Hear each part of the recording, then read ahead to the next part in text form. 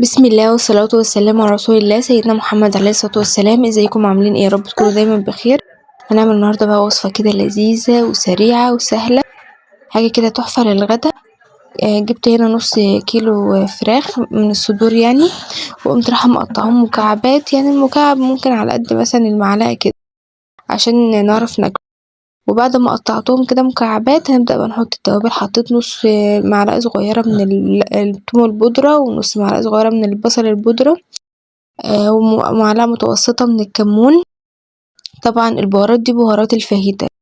فاهيتا الفراخ دي بهاراتها جميلة تحفة، يعني لو معملتهاش بنفس الطريقة ممكن تستخدموها بعيش وكده يعني.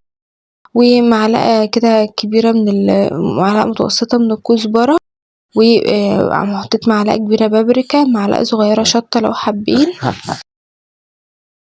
وحطيت طبعا الملح، وحطيت فلفل اسود.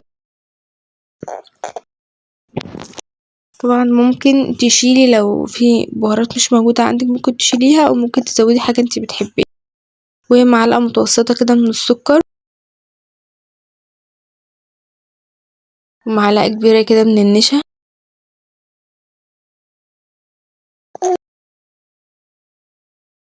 هنقلبها بقى تقليبة بقى ايه كويسة، تقليبة كويسة يعني، لان البهارات دي ناشفة شوية.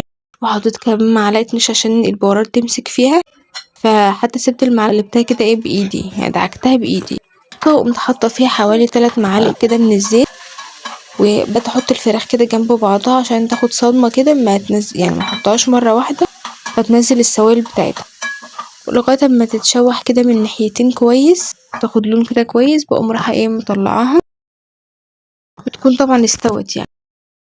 اقوم رايحة شايله بقى في طبق خارجي، واقوم حاطة في نفس الطاسة قطعة من الزبدة، واقوم رايحة حاطة عليها بصلاية مبشورة وقطعة توم برضو كده ايه مفروم. واقلب بقى المكونات دي كويس، يعني يدوب بس اشم ريحة التوم. اقوم نازلة عليه بكوباية من اللبن. نزلت عليه بكوباية من اللبن وكوبايتين من المية، عشان طبعا الخلطة دي اللي هنسوي فيها ايه المكرونة. ومعلقة كبيرة كده من المرقة السايبة، لو عندك مكعب مرقة ماشي. وهبدأ بقى اضيف المكرونة اللي انت تحبيها، يعني النوع اللي انت تحبيه ضيفيه.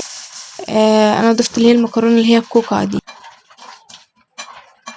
هي الكواكع دي ضفتها. وطبعا ايه هسيبها تستوي، بغطيها واسيبها على نار عالية، كل شوية افتح وابص عليها لغاية ما تستوي. وطبعا بزود لها مية لو احتاجت، واقلبها بقى. استوت بقى 85 كده في المية، وحطيت لها كوباية من الجبنة المبشورة. انا عندي اللي هي الميكس دي، فقمت حطاها، لو عندك اي نوع تاني ميجراش. ومعلقة كده من المستردة.